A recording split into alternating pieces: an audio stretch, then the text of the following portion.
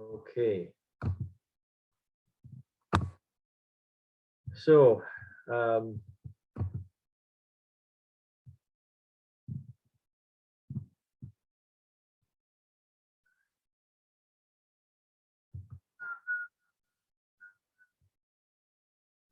can we get everything we need on a raw vegan diet? What do you think? Good question. Whether it's proteins, carbohydrates, or fats you are concerned about, or vitamins and minerals, people want to make sure that they can get enough on a raw vegan diet. And I'm going to cover all that in this presentation. For an overview so far, we've looked at health and is health important. We've looked at changing to a healthier diet and how difficult that is. We've looked at the standard diet and its causes and relationships towards disease and how it reduces our well-being. We've talked about the problem with cooked foods. We've talked about, can we really go raw? And the best raw diet must be based on fruit. So we've had a look at some of these things. And of course, just to remind you all, of course, the materials available and also some free offers available for this weekend only at fruitfest.co.uk/book. And you can check that out. Introduction to this topic, by far the biggest topic of discussion for beginners to a raw vegan lifestyle is, can we get enough of blank? Fill in the gap of this nutrient on this diet. Whether we're concerned with getting enough protein, omega-3s, minerals, vitamins, carbohydrates, etc., it's very normal to have these concerns. And when we cut out food groups from our diet, it's natural to be concerned that we are losing something. And that's what everyone thinks at first, and everyone goes through that process. My question firstly is, why do we fear deficiency? Actually, nowadays, there's way more problems from too much protein, too much fat, but people worry about deficiency. The reason probably is that our ancestors would not have had an abundance of food all the time. When they had access to food, it would be to their advantage not to restrict and to eat as much as possible. We had a presentation recently from Dr. Alan Goldhammer, and one of the things he taught us is that human beings have an adaptation to be able to last without food longer than other animals such as chimpanzees that are similar to us. And that's an unusual thing. So it's likely that our ancestors would have had times we would have had a lack of much food, and were able to adapt to that. Those who ate less or restricted food would be more likely to starve in times of famine, and probably less likely to pass on their genetics. And therefore, there's very few people today, or the people generally today, would be descended from those who did not restrict what they ate when they were able to. We therefore have a natural bias or fear against restricting food. At least I think that that's very probable, that because of a past of famine and restriction, we actually had a bit of a bias against restricting our food, and that's naturally inherent in us, if that makes sense. So the ancestors would not have to have an abundance. People tend to have an aversion to the idea of changing or restricting their diet.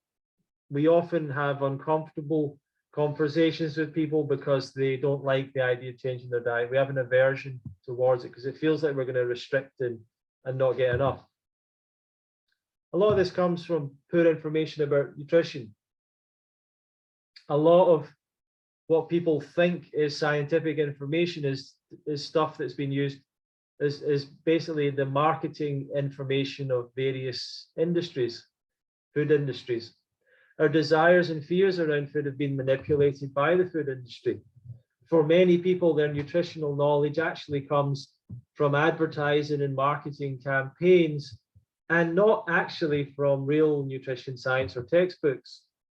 In an overcrowded marketplace, business people seek to attach unique properties and attributes to their products to make them stand out in the mind of the consumer, and therefore have more of a chance of success, of being some kind of unique product the person has to buy.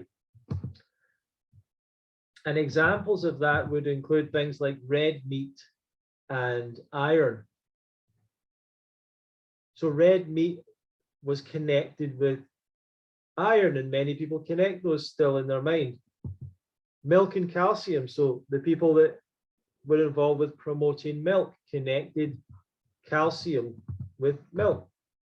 Eggs and complete protein. So eggs, the concept of eggs being a complete protein is something that is was put out there in advertising. Even fruits. So oranges, or orange juice rather, was very successfully promoted as being a good source of vitamin C. Now, every fruit and vegetable is a good source of vitamin C, but most people would say oranges because it's what's been connected in people's minds through advertising.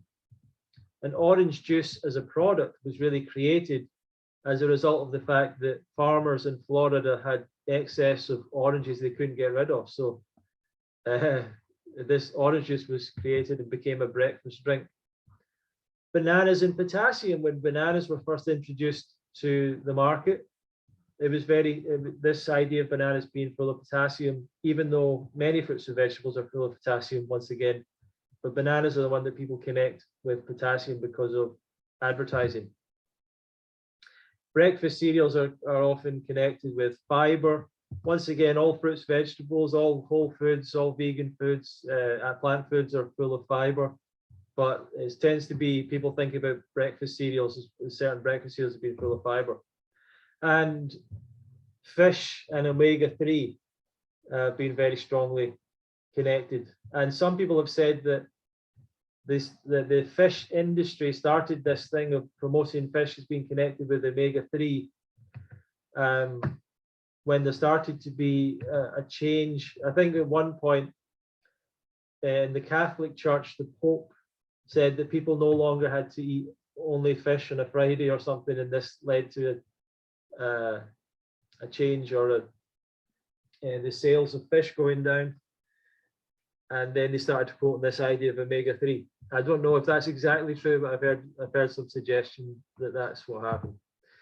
A varied diet is recommended. Standard guidance has recommended a so-called balanced diet and to eat all of the food groups. And this gives people the impression that we have to eat all of the food groups. Educational materials have been funded by food industry groups to ensure their products are recommended. So a lot of educational materials that might have appeared in schools or in different places have actually been produced by the food industry. And this all leads to people having a deep concern that they will not get enough. So if you're worried about not getting enough, that's not a surprise. A lot of people are. But should we be worried? Well, Catherine Milton, the professor, primate anthropologist, she makes this point. All animals have the same nutritional requirements. Everything needs proteins, carbohydrates, fats, vitamins, minerals. That's all there is. Everyone wants a piece of the pie. How you get the pie depends on whether you're a lion or a human or a mouse or a fish. We all pretty much need the same stuff. We're just getting it from different food sources. And there's various ways of getting all of these vitamins and minerals. And if there wasn't, we wouldn't have such a varied amount of animal life on the planet. But the specific concerns for a raw vegan diet. Today, I'm going to look at how we're going to get enough calories, which is something that people are worried about. Many people think we can't eat a raw diet because we can't get enough calories. We're going to look at carbohydrates, fiber, protein, fats, vitamins, and minerals. We're going to look at all these things. Let's look at this, something simple first: calories, carbohydrates, fiber. We've talked about how it's easy to undereat on a raw vegan diet, and caloric needs can be easily met on a raw diet, although it may take time to transition to eating a higher volume of food. So it is possible, definitely, and many people do it to get enough calories on a raw food diet. It might take some time, and many people do undereat. That is something to be concerned about and to watch. And we'll talk about planning a raw vegan diet tomorrow. But many people have made that mistake. But it is perfectly possible to do it. Many people forget that fruits and vegetables are high carbohydrate foods and ideal sources of carbohydrate. I have had people sometimes say to me, where do you get your carbohydrates on a raw food diet? And the answer is fruits and vegetables. Fiber needs are met easily in a whole food diet as well. So raw vegans, as long as we don't rely on just juice or something, then, and we don't remove all the fiber from our diet, or we just live on oil and juice or something like that, well, there's plenty of fiber in our diet, so that's not a concern whatsoever. Protein. One of the first questions that I asked many years ago was, how do I get enough protein on a vegan diet? And I came across this video very soon in my journey by this fantastic athlete called Tim Van Orden. And he said, we've all been sold the protein myth because it sells products. You don't need protein though, you need amino acids. When you consume protein, your body has to use a lot of energy to break it down. Why not just eat the amino acids? Everything you eat, as long as it is not cooked, is full of amino acids. That's Tim Van Orden, US Masters Runner of the Year, multiple award winner, and for many years was a raw vegan when he was running and competing and running. But that was the thing that really changed me. He said, we don't need protein, we need amino acids. And if you're eating raw food, there's plenty of amino acids, because when we cook food, we actually break down and destroy the amino acids. And he was such an amazing example of athletic performance that I was fully convinced. There are 9 essential amino acids that we require. These are the names of them, but you don't really have to learn them, but if you want to, you can. They all end in INE, INE. According to US and Canadian dietary reference intakes, women aged 19 to 70 need approximately 46 grams of protein per day. Men need to consume about 56 grams of protein per day, supposedly to minimize the risk of deficiency. Assuming these guidelines are correct, and we'll talk about that a little bit more later, can we meet these requirements on a raw diet? Can we get enough protein on a raw vegan diet? Let's have a look. To show that we can get enough protein, I will use chronometer.com. You can use this tool to track your diet if you wish. It's quite a good tool. There's other ones available. It's free to use. So what about protein on a raw vegan diet? So I've created here what I think is quite a typical raw vegan style diet. This may not be what everyone eats, but it's a kind of a typical type of a diet. There's 8 bananas. There's 500 grams of grapes. Thank you, Rachel, for the link to Chronometer. Rachel's put a link there if you want to check that out. There's 3 mangoes. There's 1 whole head of lettuce, romaine lettuce. 300 grams, so this is like a salad, 300 grams of tomatoes, 70 grams of avocado, around about half of an avocado, a lemon juice and some almonds, 1 tablespoon. So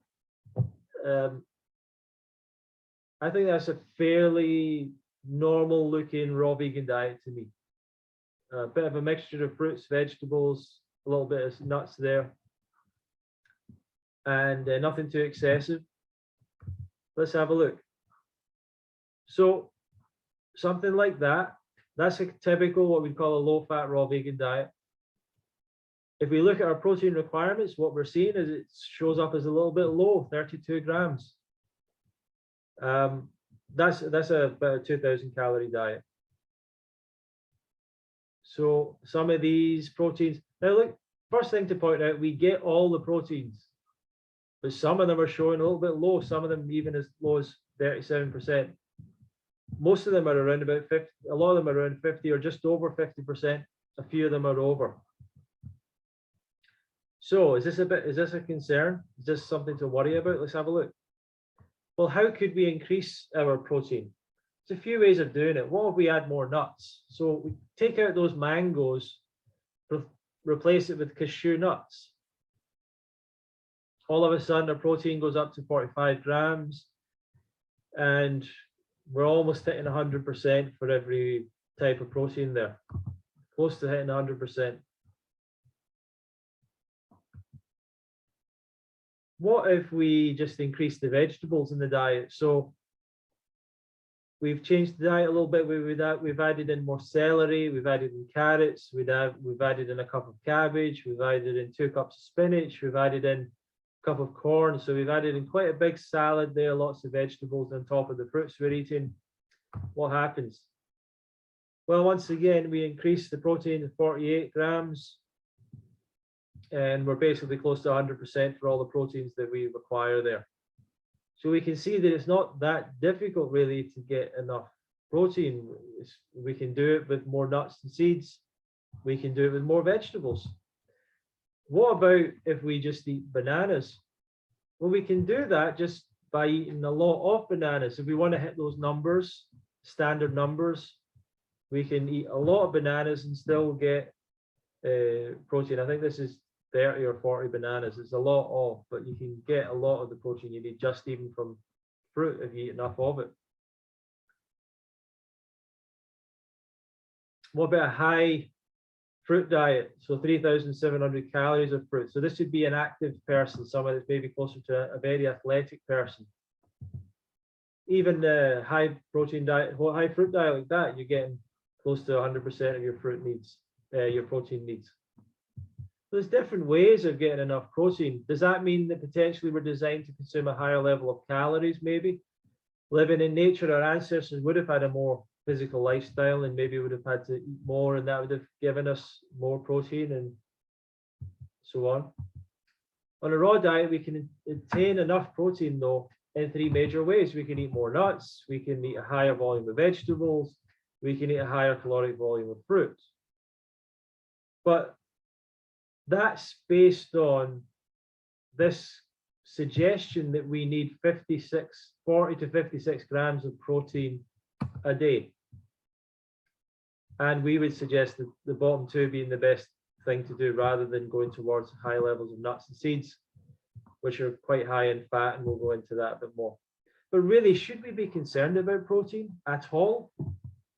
Many vegan doctors have suggested that the recommended guidelines for protein are actually far too high, perhaps double or more of what is really required.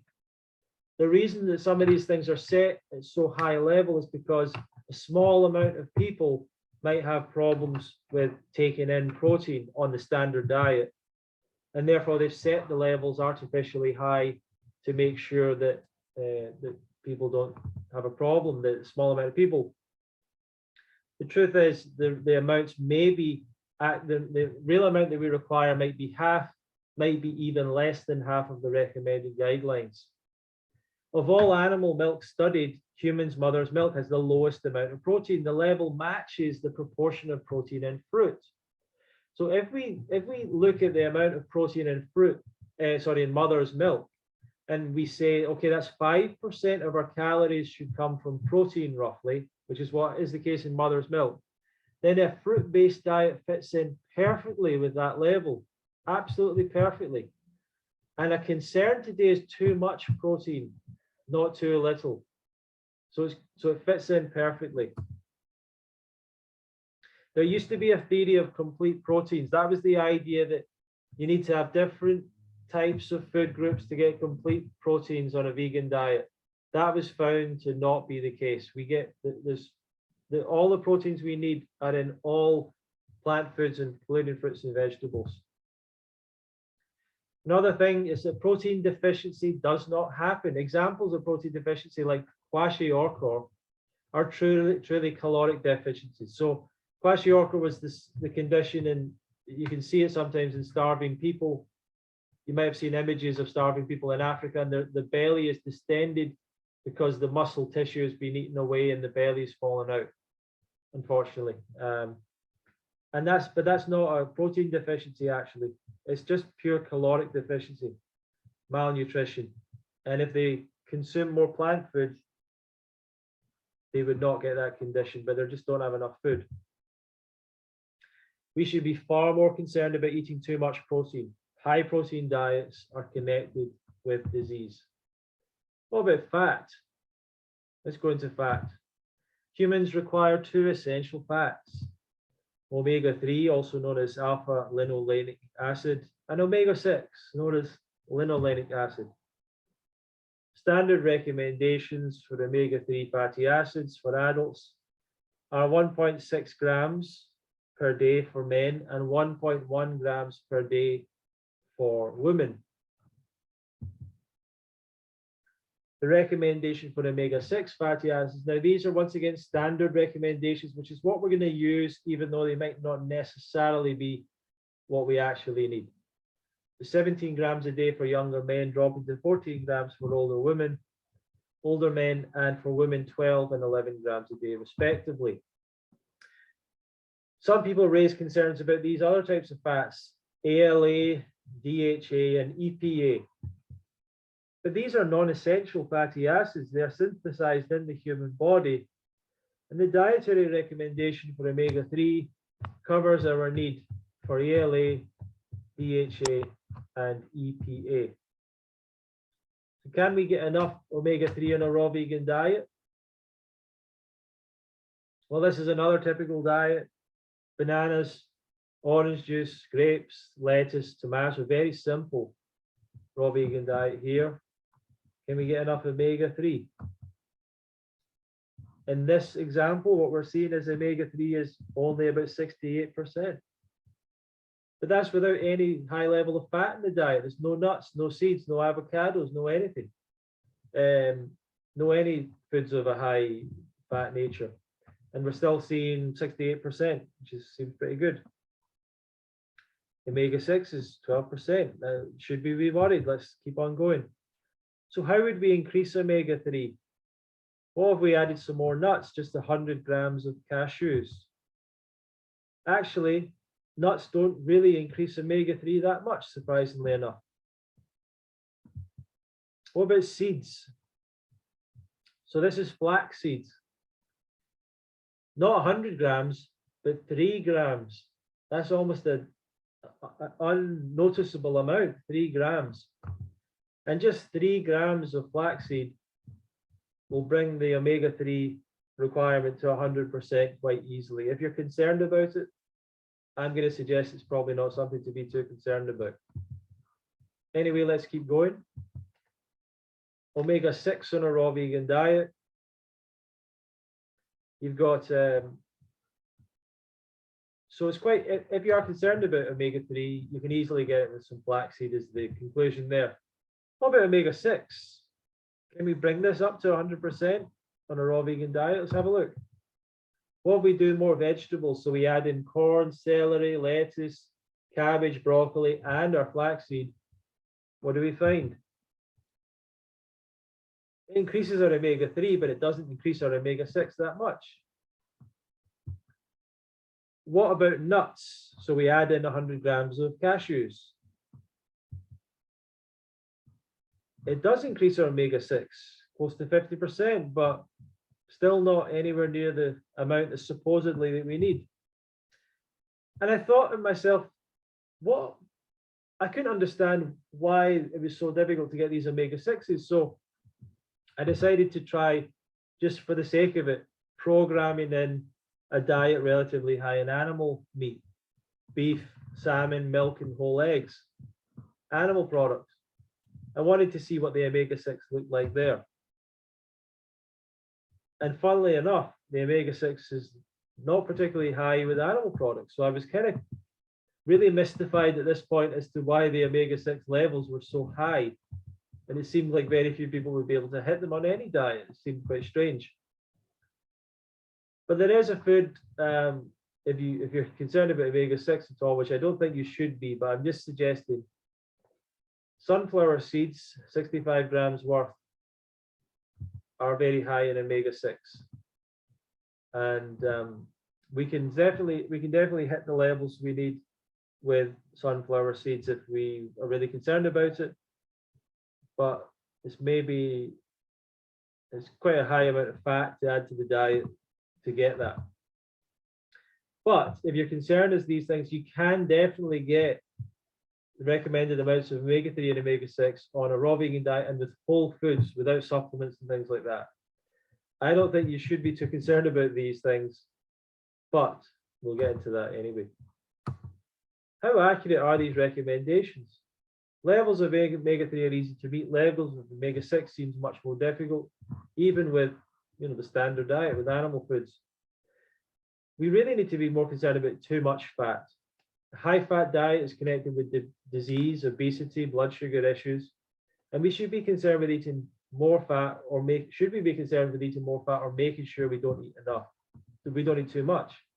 And I would suggest we should be worried much more about eating too much. I am not recommending that you religiously consume flaxseed and sunflower seeds every day, but if you wish to hit the recommended levels, that's an option for you. I don't think that those levels will serve you very well, and I think they've been set too high. One of the things that some people have brought up is really about the ratio between omega-3 and omega-6. That is more of a concern than the actual levels that people are getting. And another thing to bring up, omega-3 and omega-6 deficiencies are virtually unheard of and have never been a major problem for human society. So are they really something to be concerned about? Probably not. So where do the major deficiencies happen? Well, apart from the problems arising from insufficient caloric intake, the major human deficiency diseases have generally occurred because of a lack of essential vitamins. Can we get enough of all of these essential vitamins on a raw vegan diet? The 13 vitamins required by human metabolism are the following: vitamin A, vitamin B1, also known as thiamine, vitamin B2, known as riboflavin, vitamin B3, known as niacin, vitamin B5, known as pantothenic acid, vitamin B6, known as pyridoxine, vitamin B7, known as biotin, vitamin B9, folic acid, vitamin B12, cobalamins, vitamin C, ascorbic acid, vitamin D, E, and vitamin K. These are our required vitamins. Can we get these on a raw vegan diet? So here's another raw vegan diet programmed in. This time we've got our flaxseed, we've got our sunflowers added, avocado, tomato, lettuce, apple, orange juice, bananas. Quite a high calorie diet, this one. Want to see if we can get enough vitamins. Let's have a look. Can we get enough vitamins? Well, absolutely. And in fact, all of these major vitamins we hit way over 100%, especially for vitamin C, vitamin B6, easily, even vitamin K. And some people have been suggesting that we need to worry about vitamin A. Well, we get plenty of it because we get plenty of beta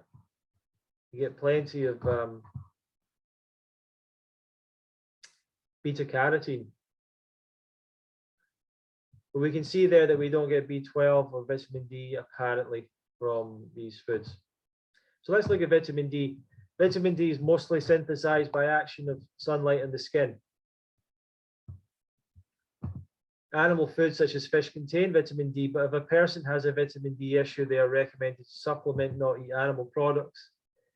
In any climate with limited sunlight, vitamin D can be an issue. It is supplemented even into pet foods. It's recommended as a supplement for young children as a standard, not just a vegan issue. An estimated 1 billion people are either vitamin D insufficient or deficient. We no longer live lives outside as much anymore. So is that really a raw vegan issue, or is that an issue across the board? Low vitamin D can increase absorption of calcium and contribute to osteoporosis. I want to make you aware that there is one study, a small study, of raw vegans that were compared to the general population, and it was found that their level of vitamin D was actually higher than the general population, and the belief was that they were more aware of the requirement for sunlight to be healthy. So that's why their vitamin D was higher. Make sure you have exposure to sunlight, but do not aim to burn. You can definitely damage your skin quite easily over time, and I do not recommend high exposure to sunlight, but you definitely need to get some in order to make sure you're healthy, of course. What about vitamin B12? That's a big concern for a lot of raw vegans. Only organisms produce B12. Well, the only organisms are bacteria. Bacteria is created by bacteria, B12. Some of these bacteria are found on plants that herbivores eat. They're taken into the animal. They proliferate and form part of their permanent gut flora, producing vitamin B12 internally. Vegans as a population have often been found to be low in B12 and are suggested to supplement. Studies consistently shown vegans tend to be lower and more likely to be at levels of deficiency or clinical levels, and that includes raw vegans. That doesn't necessarily mean that we require animal products. There is a suggestion that our modern sanitary world has cleansed away much of the B12 we would have naturally consumed on plants. The other thing I want to say is that a lot of the studies may show vegans as being low in B12, but they don't then go on to say that they are suffering deficiencies as a result of B12. It rarely actually says that they were suffering clinical deficiency symptoms. Other dietary practices that may have an effect on B12 include drinking alcohol, smoking, taking drugs and medications, and the stresses of the modern world. So these are things to be aware of.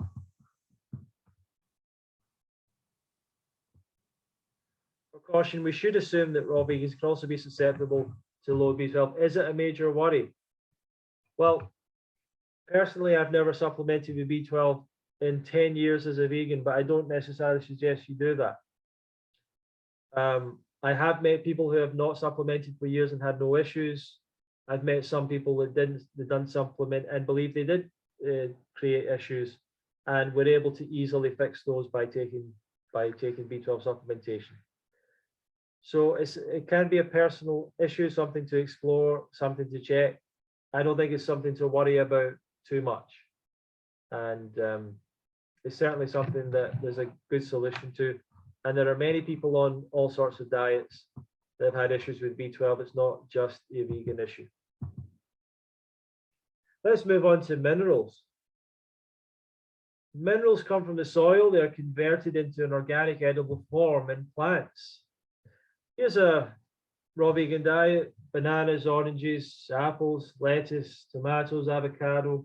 We've left in the flaxseed and the sunflowers, and a little bit of sunflowers anyway.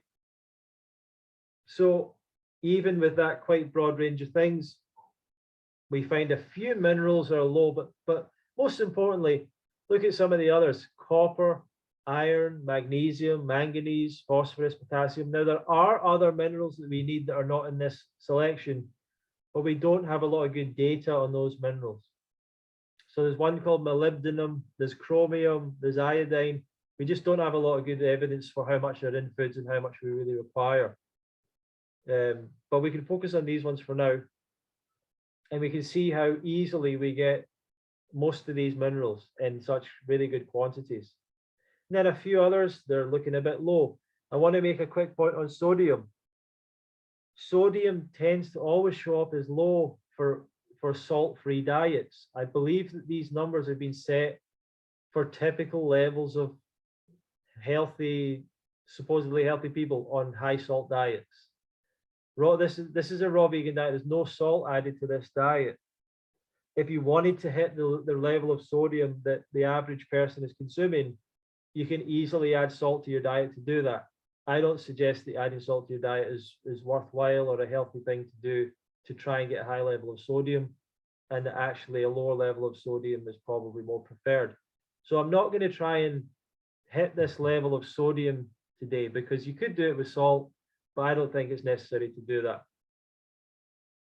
I believe we're quite capable of adapting to the level of sodium that most primates eat, which is the level that's found in fruits and vegetables. But we might say that, you know, calcium is a little low. We might be concerned about that.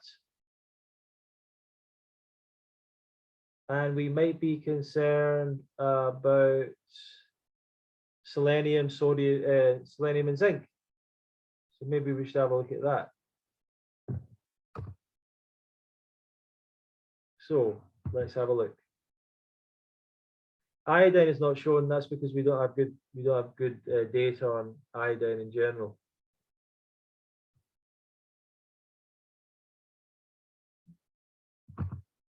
So what if we increase calories? We're going to see, can we get more minerals? Well, we just increase calories. So we've increased the amount of oranges, we've increased bananas, we've increased that. This is a very high calorie diet. But even by doing that, we do increase our calcium or selenium or zinc, but still not quite enough.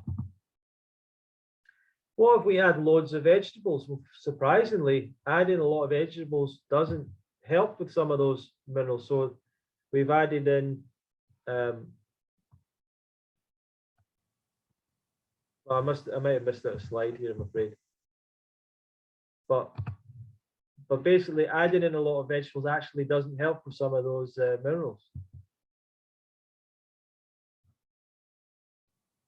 But I've added in here 4 cups of blackberries, and that helps us to get a high level or the amount of zinc that we want, if we're really concerned about zinc.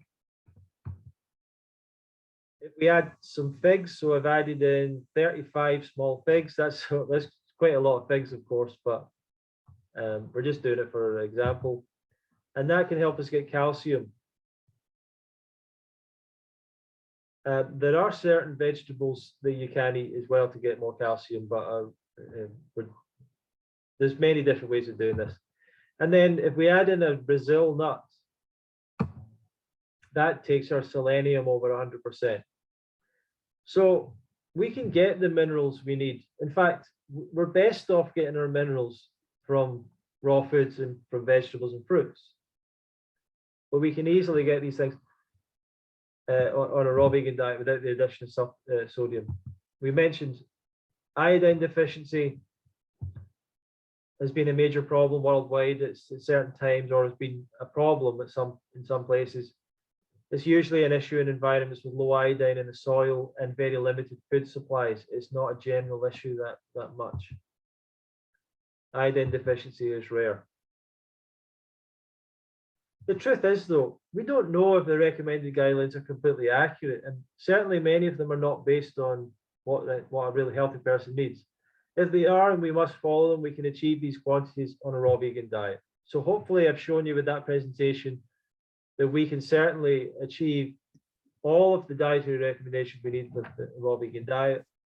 You might be looking to supplement B12 if that's an issue for you. A relatively high calorie diet with the addition of flaxseed, sunflowers, a Brazil nut, figs or berries, and actually certain other vegetables can help as well. Sunlight exposure and maybe B12. But the reality is, when we eat an abundance of the healthiest foods on the planet, should we really be concerned about nutrition? And the weird thing is that what we find is that people on the healthiest diets, on a raw vegan diet, sometimes are more concerned about nutrition than the average person.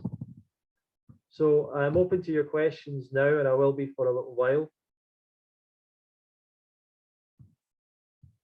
You can dry the sunflower seeds and their fats will drop. Could you please share the previous slide with omega-3 and 6 recommendations again?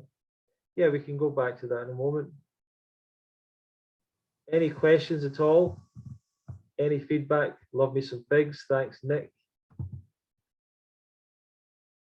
I want to thank you all for joining me today. If you don't have any questions, someone coming on to ask, you can put your hand up as well if you want to say something or come on and add any feedback or whatever.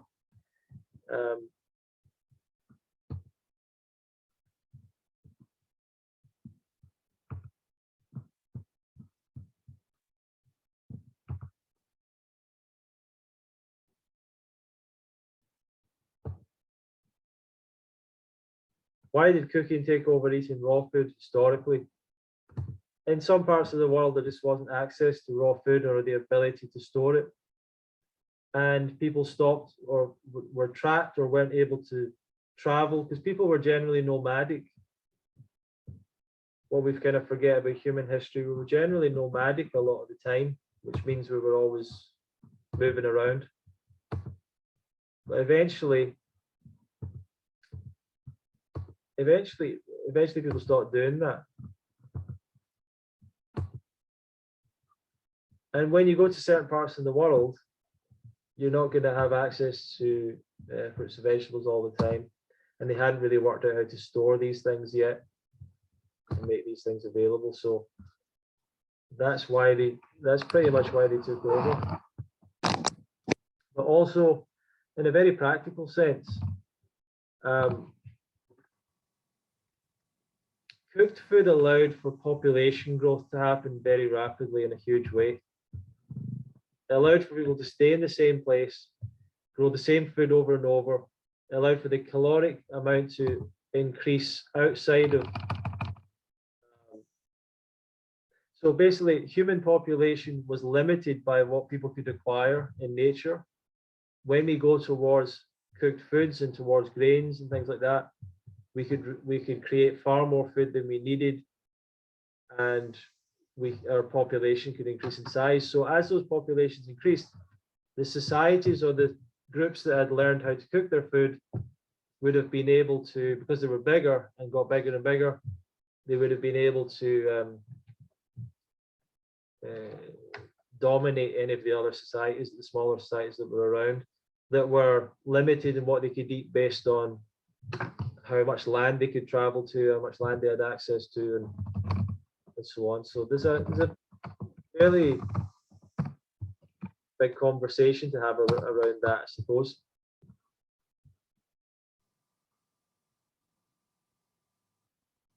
I've got some questions coming in now. That's good. Okay. Let's go back up. Which foods would you recommend to help with iodine intake? I wouldn't worry about iodine intake. If you're concerned about iodine, I would speak to your doctor, and if you want to get a test for it, but I wouldn't be concerned about iodine at all. And in terms of what foods should you take, the same foods as we recommend generally, which is all fruits and vegetables in abundant quantities. And that's what everyone would recommend for iodine intake, by the way.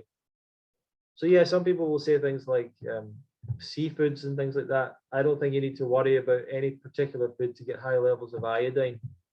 The iodine scare goes back to small parts of the world in which there was limited access to a variety of foods, and the foods were being grown on small areas of land, limited areas of land, in which they happen to be low in iodine because of floods and things like that that drowned the soils out of removes iodine from the soil. It still happens in India in some parts to this day.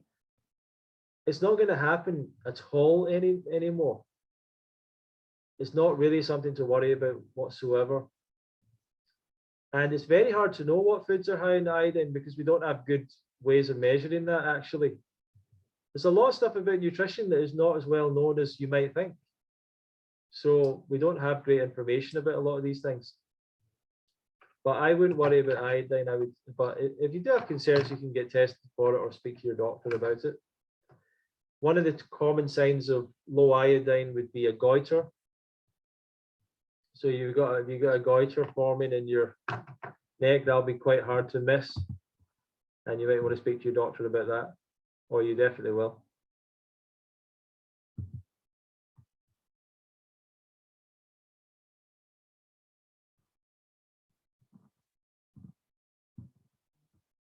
Thanks for the comments, Stefan. Thank you, Ronnie, for your webinar. No problem. How long did it take you to lose weight? I tend to put on weight eating fruits, even if I reduce calories. Any thoughts? It's unlikely that you're gaining any weight from fruit. And there's probably other things in your diet that are much more of a factor in terms of you gaining weight. I would say that. You have to eat a lot of fruit, and I mean a lot, way more than what the average raw vegan can eat to really gain weight on fruit, without the addition of other foods that are more likely to cause weight gain. Healthy weight loss should be somewhere in the region of 1 to 2 pounds a week, depending on how heavy you are. The heavier you are, you can lose more. The closer you are to a healthier weight, you're going to be more likely to be losing 1 pound a week, maybe half a pound a week, and that's a reasonable amount that you should shoot for. If you're looking to lose 50 pounds, it could take you a year. That's the reality, and that's a year of being very strict. And if you're looking to lose 100 pounds, it could take 2 years of being very strict and consistent. And that's why it's difficult to lose weight, and it's much better to not gain the weight in the first place. Probably one of the best ways to lose weight is to figure out what is your healthy weight, and then start eating the amount of food that correlates with your healthy weight. And over time, you will gradually reduce down to your ideal weight. One thing I struggle with on raw is feeling high, ungrounded. Perhaps it's just getting used to that feeling rather than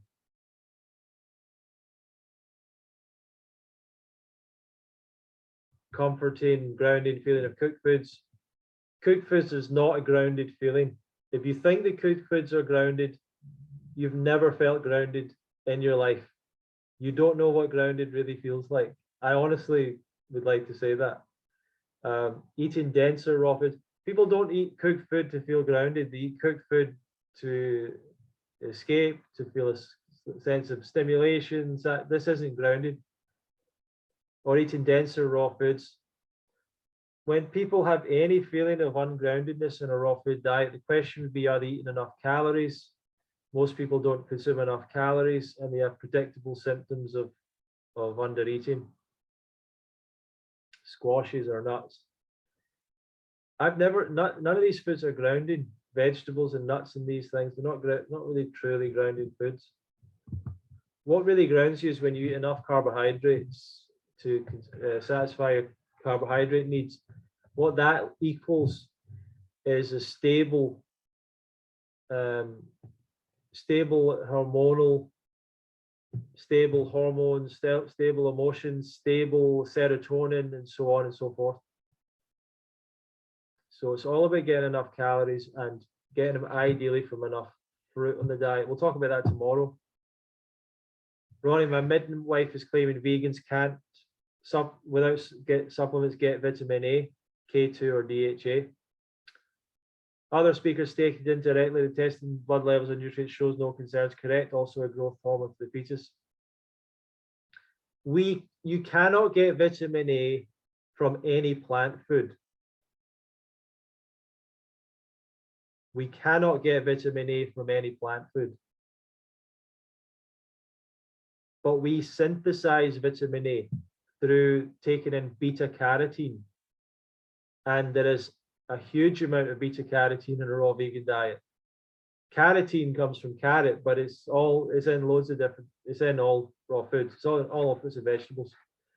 So vitamin A is not an issue. It's one of the ones that people that want to bash veganism always coming up with. Vitamin A. We don't have any worries with vitamin A. And actually, you see some people in there eating raw liver and stuff. And there's a thing called hypervitaminosis, hypervitamin Aosis or something like that, which is people can actually get poisoned from too much vitamin A. And that can happen if you eat the liver of a carnivorous animal like a polar bear. Now, I'm not saying you're going to do that, but you can give yourself too much vitamin A by doing that. But no, vitamin A isn't a concern. K2 is another one that is synthesized, I believe, and vitamin K is easy to get in a raw diet, as we showed in this presentation. DHA we get if we get enough. Basically, we have enough fat, omega-3. Basically, these are all things that are labeled as concerns for vegans and raw vegans. They're not really a concern whatsoever. Growth hormone for the fetus. You know, The vegan diet's been found to be supportive of all stages of life. Raw vegan diet is just a vegan diet with cooked food removed and with the higher levels of nutrients that happen in raw food and in fruits and vegetables. For an animal to get its ideal levels of hormones, for it to be healthy enough, it needs to eat the foods that it's bestly biologically adapted to eat, which are, you know, the fruits and vegetables that we live on. Raw vegan on a low income. We'll talk a bit more about that tomorrow, Rebecca. Can a woman lose weight if she has hormonal issues at the age of 49? I've always had weight issues. If I lose weight, I can never keep off a long term if it's a cut. Okay. Weight has very little to do with hormones or hormonal issues in reality. And it's, if you take the worst hormonal person with the worst hormones or whatever, and you put them in a concentration camp, they're going to lose weight just like everyone else. We have to get back to the reality of why people are overweight and why people can't lose weight. And it always comes back to the same reality. It's always, always about consuming more calories than we need to be at a healthy body weight. It always comes back to getting back to a level of calories that is suitable for your healthy body weight. It's easier to do that on raw vegan foods. Why? They're less energy dense. There are multiple studies of people going on raw vegan and plant-based diets and eating as much as they liked and losing weight, feeling as happy on their diet, as satisfied, and losing weight because the foods are less energy dense. There's less calories in the volume of food. So a loaf of bread is 1,200 calories, or a pound of bread is 1,200 calories. A pound of blueberries is 250 calories. So fruits are much less energy dense than cooked foods, but even vegan cooked foods are much less energy dense than animal products. So when we cut out the animal products, most people lose weight. But when you cut out the cooked foods as well, most people will lose weight because it's less energy dense. If I lose weight, I can never keep it off long term. The reason you can't keep it off long term is because you haven't created a diet for yourself that keeps you at that level. You need to eat an amount that keeps you at your correct body weight. And that's probably less than what you're eating right now calorically. It's easier with a raw vegan diet because you'll be more satisfied with more raw foods. You'll be able to eat more, feel more satisfied, but the amount of calories you're taking in will be less. Even if I cut dairy, meat, sugar. You also have to cut oil. I would suggest cutting out oil is another high, and I would suggest cutting out tahini and cutting out nut butters. All these are very high concentrated sources of calories that you should cut out. If you do need some help, I can offer some coaching if you want to work with someone long term to help with your weight loss. I can really help with weight loss. I've done it myself. I know the difficulties in it. I know how to help people do it properly, and we'll find a way that is good for you, not my way, but the way that works for you.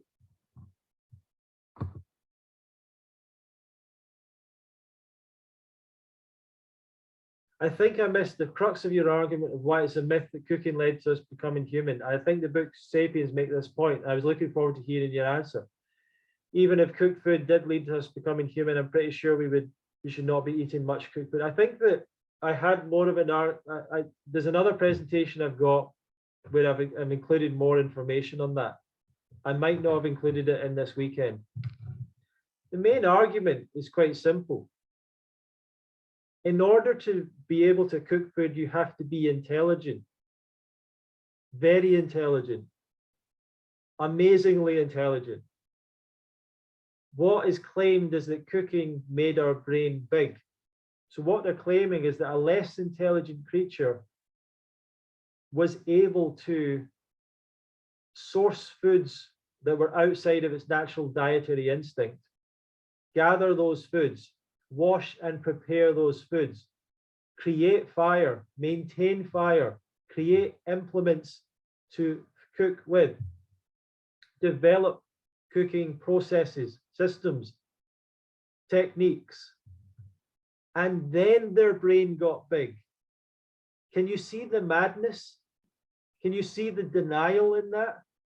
How can anyone imagine that that's the flow of events?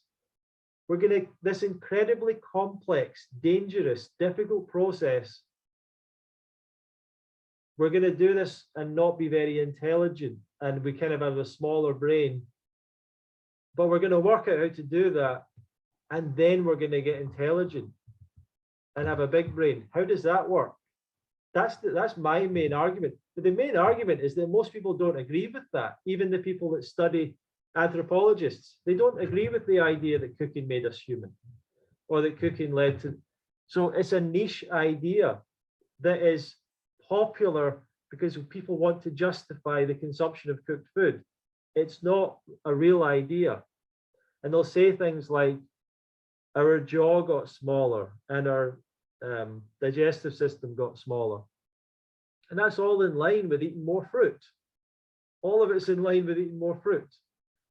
The human they're totally in denial about the fact the human digestive system works out as a frugivorous digestive system for fruit eating. It's madness. I don't know if that's enough of an answer, but it's a niche scientific idea. It doesn't actually. Some people believe humans developed this big brain and became humans because of scavenging, because of meat eating, but they can't understand how would we have even scavenged? How would we have even got enough meat? Doesn't make sense. So they say we were scavenging. It's all madness. It's all total madness, in my opinion. The titans of the plant-based world recommend grains and beans every day. All of these people come from, their information really comes, a lot of it comes from the natural hygiene world, which was all a raw foods situation way back in the day. I don't know why they recommend grains and beans every day, but it's because they want to eat grains and beans. Like, people want to eat cooked food. And there is evidence these foods are healthier than animal products. They're obviously a better choice, but they're not in the same league as fruit. Like, the idea that that's better than eating fruit is completely wrong. But they're not. They're especially the digestion.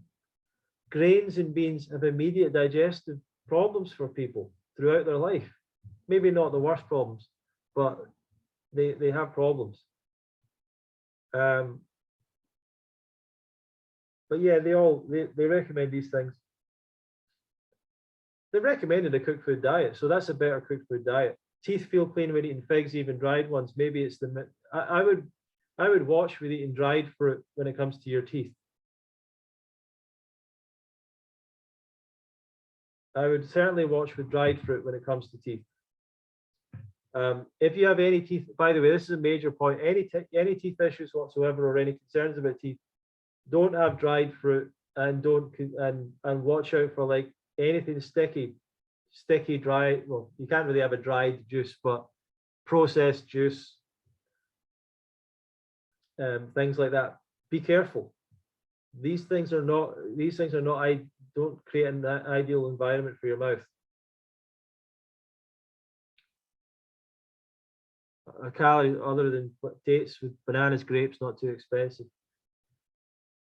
Yeah, bananas, apples, pineapples. You've turned yourself so much for us all to get this webinar. Grateful for your efforts. Thank you very much. You deserve a spa day and a healthy meal cooked by your spouse or your own self of gratitude. Thank you very much, Stefan. That's really nice. Salt, yeah, salt has absolutely. Iodine and table salt. You can get, yeah. Peter Sherry talking about vitamin A being bad. Yeah, vitamin A, too much vitamin A is bad. You're not unlikely to get too much unless you try and eat the liver of carnivores and stuff like that. Thank you for the comment, Stefan. I would love some one-on-one coaching. I see. Thank you. Great answer. We just became more comfortable with life. I think they enjoyed farting. So a lot of funny comments now. Oh, thank you very much. Thank you very much. Why do people eat raw, have such great skin? It's because there's less.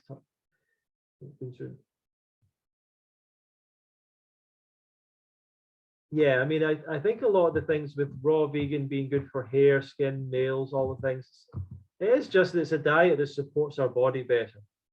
It's not that raw veganism is like the fruit isn't a magical thing or whatever. It's just that it's the right food for us. That's it. And when we go away from that, we have all these problems that start to arise and accumulate. It's the same thing that happens to cows when instead of being fed on grass, we feed cows on soybeans and things that cows wouldn't really have come across that much. And the cows get problems. And it's the same with chickens in domesticated environments when they get fed the wrong things. It can happen to cats and dogs as well when they get fed the wrong stuff. If we were all to go to a zoo and none of us knew anything about raw foods or nutrition, and we went to the zoo and we came to the chimpanzee enclosure and they were feeding McDonald's, alcohol, cigarettes, cooked foods, Indian takeaway, Mexican food. I don't know if we were just feeding all this stuff to monkeys and they all looked unhealthy and they were sick and they weren't doing much and they were kind of a little bit overweight and they were dying of these diseases. None of us would be in any kind of mystery as to why. We would all be saying to the zookeeper, why are you feeding them all that food? That can't be right. That can't be good for monkeys. We don't see ourselves like that. We don't apply that thinking to ourselves. But just like an ant eater, if we saw them feeding something other than ants to an ant eater, we would say that's a problem. Why, if we see them feeding something outside of just grass, to a cow, we think that's wrong.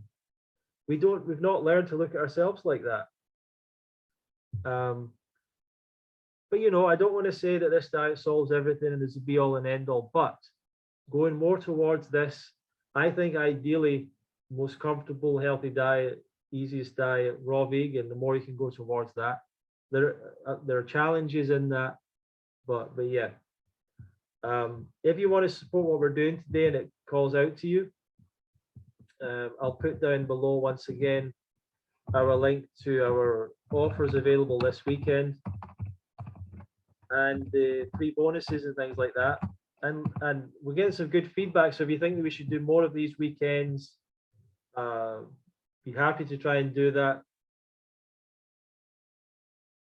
Oh, thank you, Shugata. Love the presentation. Thank you. Favorite books on raw veganism. The 8-10-10 diet is the one that comes to my mind strongest as being the one that I've probably read the most.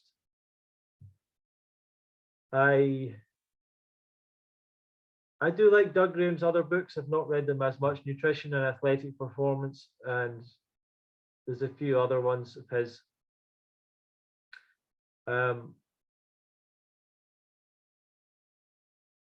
Andrew Perlott had a good book, which I quite liked. Rick and Karen Dina have a good book. I can't remember the names of some of these books. I'm really sorry right now. Frederick Patenaude, I quite like a few of his books. He's a good writer. In terms of recipe books, Melissa, Raw Food Romance, Melissa Raimondi, Melissa Maris, changed her name through marriage, Melissa Maris, Raw Food Romance. She has excellent books, really excellent books. Chris Kendall's recipe books are excellent. I really liked a book called, what's it called again?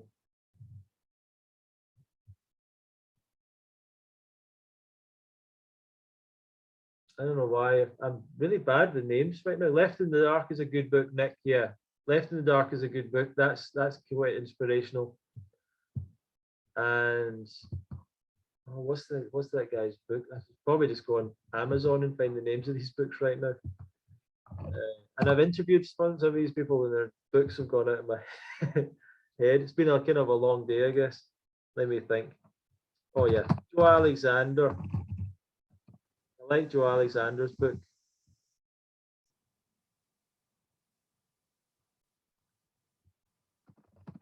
Turns out there's a lot of Joe Alexanders on Amazon.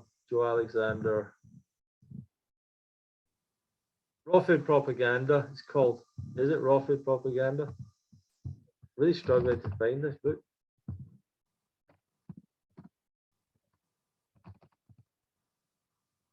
Blatant raw food is propaganda. We've also got the Raw Food Nutrition Handbook. Carandina. I've got a top 10 list actually, if I could find it. Top 10 list of books.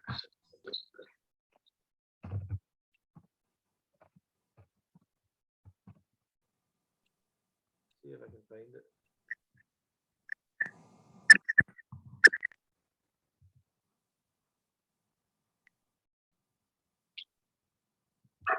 Let me share the screen and I can share with you some of these books. I might as well.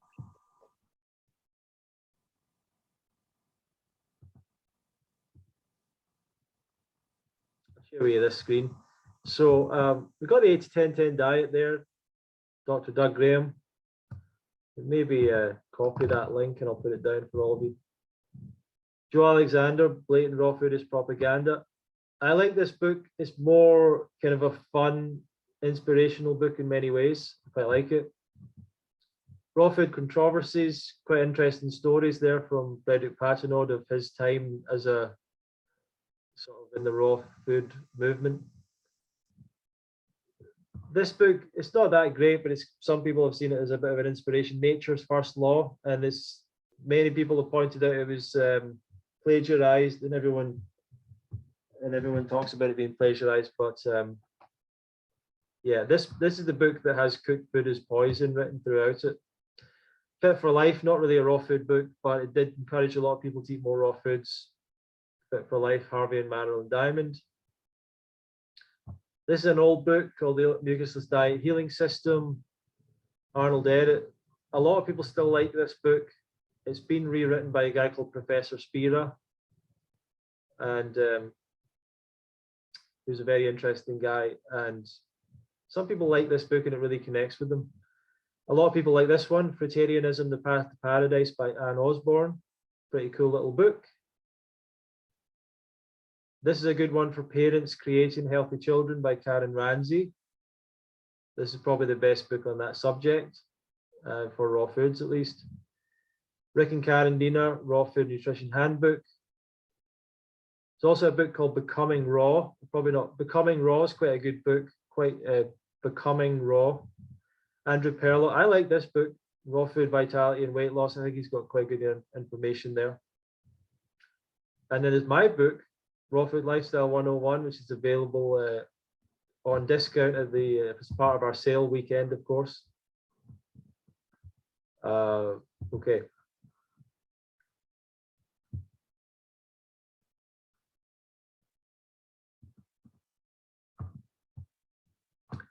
Yeah. Okay. Well, thank you very much for joining me today. I will. I guess I'll end a little bit. If you permit me. I'll go through some of the things that we've. If you've got any other questions, feel free to add them below. That link, by the way, is. I'll put the link here for this page, the books. If you want to check out those books. What am I trying to do here? I'm trying to go to my resources. So the first thing I want to suggest to you all, our archive membership. If you want to get access to over 100 hours of lectures, let's see what happens when I click on this. It takes you to this page, join the Fruitfest archive by filling in the form below. £19 a month, but the first month is free. And happy for you to use it for 30 days, a month, or whatever, and then just cancel it. No problem with that. You won't hear back from me about you doing that. But I'd love you to get the access to this stuff. and we've not quite got 2020's videos up, but for 2015, 16, 17, 18, 19, we've got all that stuff up. We've also got all the previous Fruity Friday interviews and interviews from other online events we've done and things like that. So you can check all that out in your leisure and your time. And I think that's a really good offer there. And I really love going back through a lot of those lectures. There's some really good presentations in there to get stuff from. UK Fruitfest, I'll talk a bit more about this tomorrow. You can click on the link on the page and you can watch this film here. Our Fruit Festival has been going since 2014. There's a lot of information on this page if you wish to check more out about it. It happens this year from the 22nd to the 29th of July. It's a full week long. So it's an investment of time, it's quite a commitment, but it is an immersion into a good experience. It's 100% raw foods. It's an environment of people. So far, we're very close to the same numbers of people already signed up as we had last year. We will be selling more tickets in our launch, but we do have some pre-launch tickets left. I think maybe 7 or so tickets that we have left. Our prices start for 1 week around 1,350 for adults, and that covers everything. There's nothing further to pay. For young adults, a bit less. For children, it's a bit less. We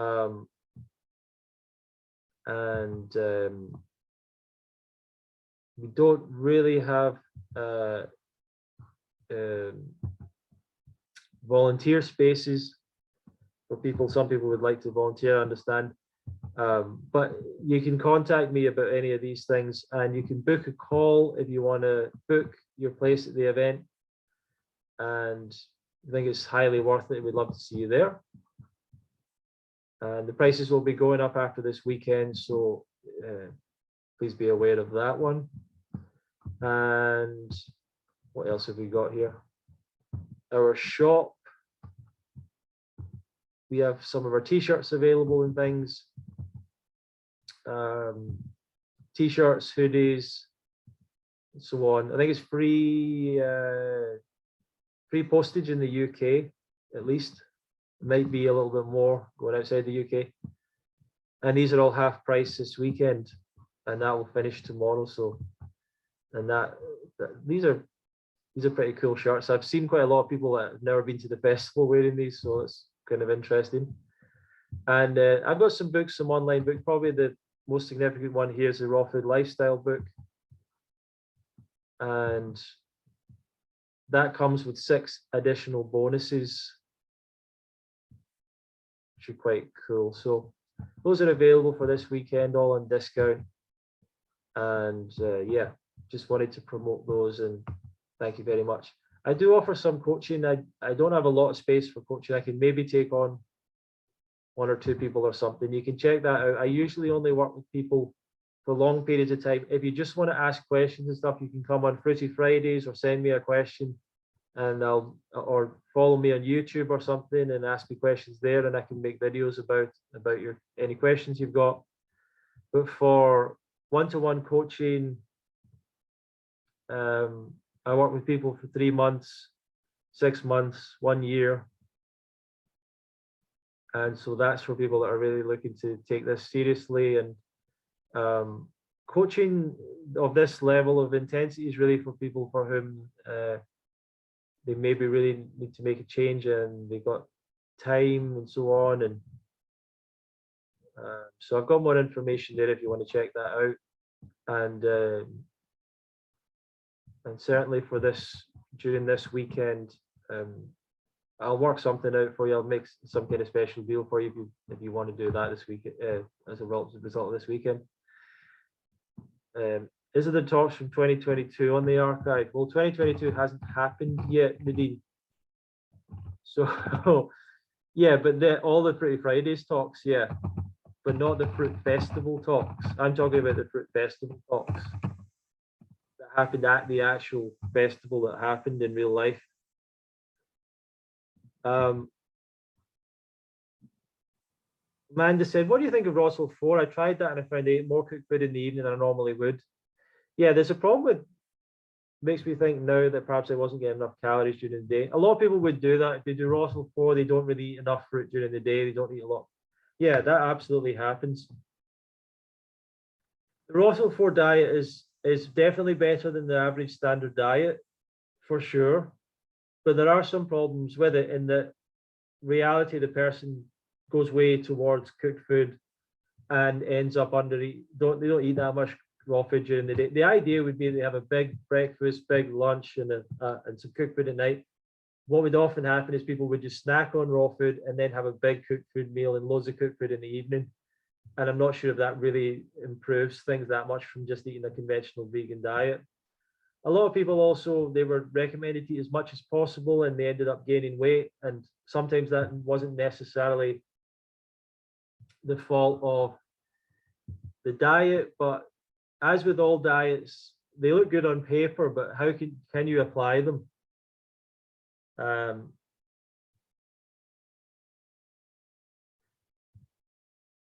So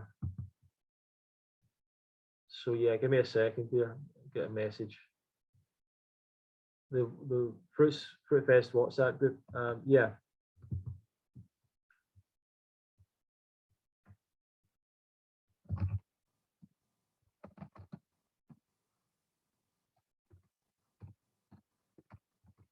Sorry, Nadine, I was just sending you a message there. So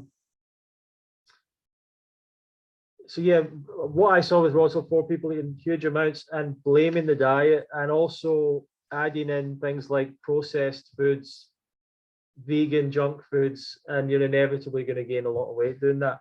What also happens is if people go for a raw diet for a while, they adapt to a higher amount of food, and then when they start eating cooked food, they've adapted to eating a higher amount of food. And then then they have to eat cooked food in that level of quantities. Now you're eating a level of cooked food that is amount suitable for a raw diet, and people end up gaining weight again or not losing weight. That's excellent, Amanda. Yeah, tomorrow we'll start at 12 again. We'll go to 5.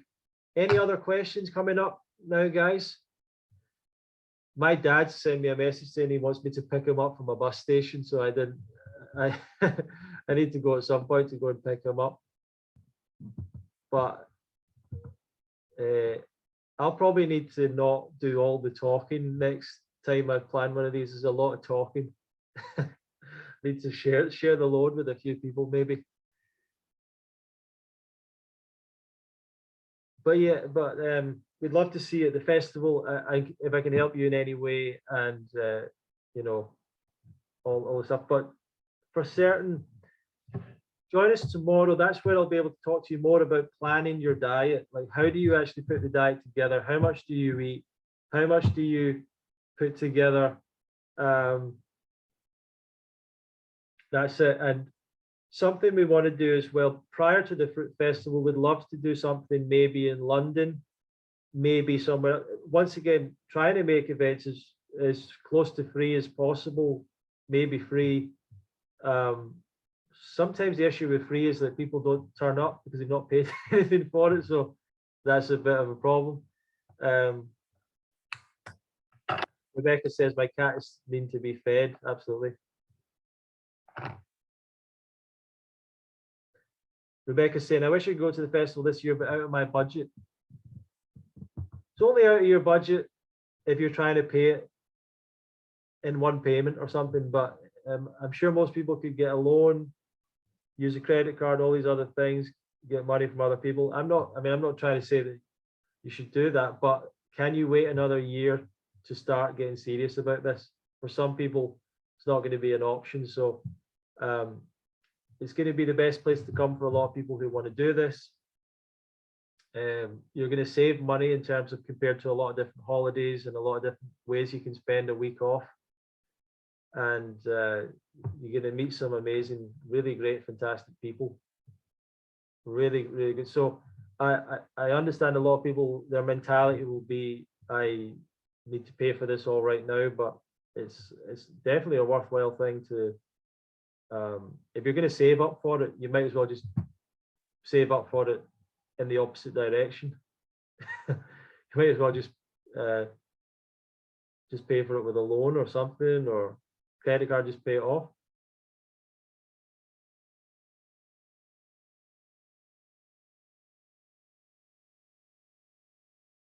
Yeah, well, if you are on disability and things like that, I was suggesting, and listen, I'm not trying to force anyone to do things that are weird financially, but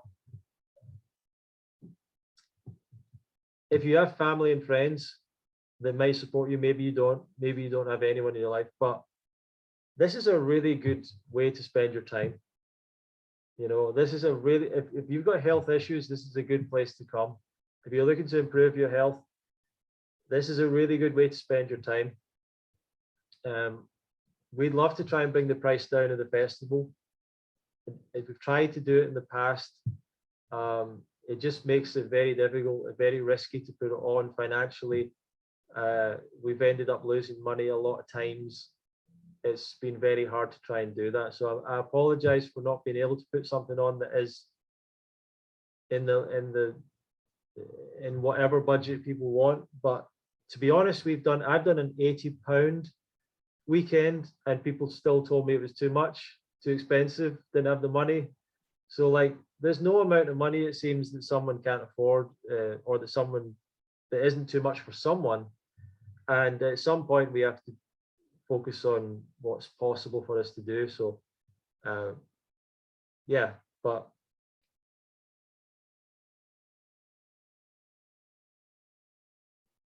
we try and do the free events online. We try and put as much out as possible. I've got like hundreds of videos online. We've got new interviews every week.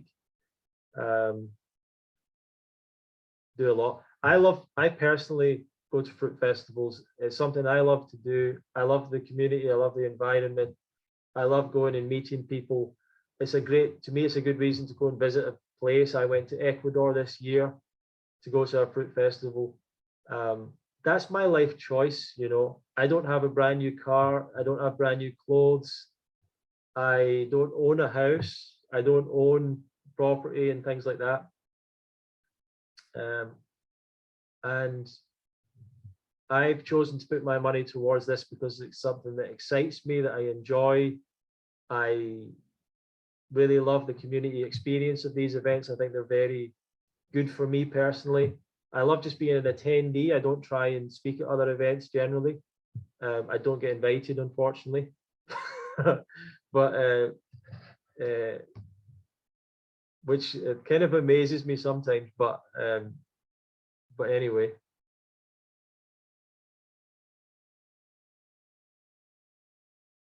But yeah, I think you will. I don't think anyone leaves the festival feeling like they didn't get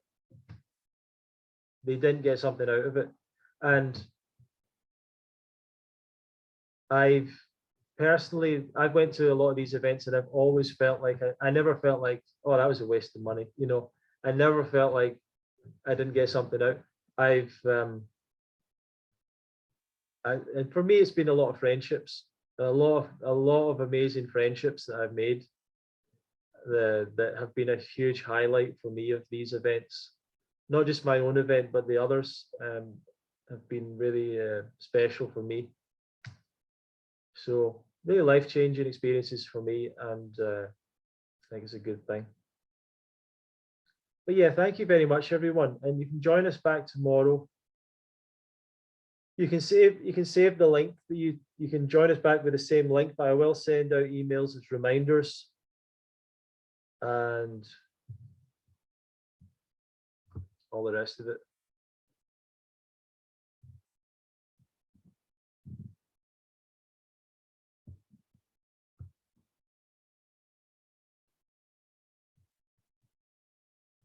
Yeah, we'd love to see you all there. Thank you very much, everyone. I'll see you tomorrow. That was excellent. Thank you for your attention, your questions. Really glad that we could help in some way. Come prepared with some questions tomorrow if you're coming. Make sure you got your questions ready.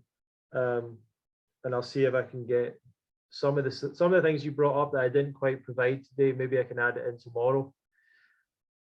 for everyone, you might want to go and subscribe on UK Fruitfest, Instagram, YouTube, Love Fruit podcast for the interviews there. On Friday nights, we do a gathering, usually with a presenter each Friday night, not just with myself. So you can, and you'll get an email about that on the email list. So thank you very much for joining me today. I'll speak to you all soon, and I'll see you tomorrow around about the same time as we started today. Thank you very much, everyone.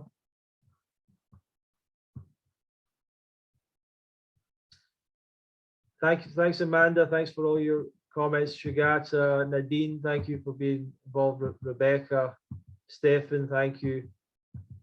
Rachel, thank you for all your help. You were very helpful today, as usual. Bye, Deborah. Karine, Eddie, thank you all you guys for being involved today. Thank you so much. Bye, everyone. See you tomorrow.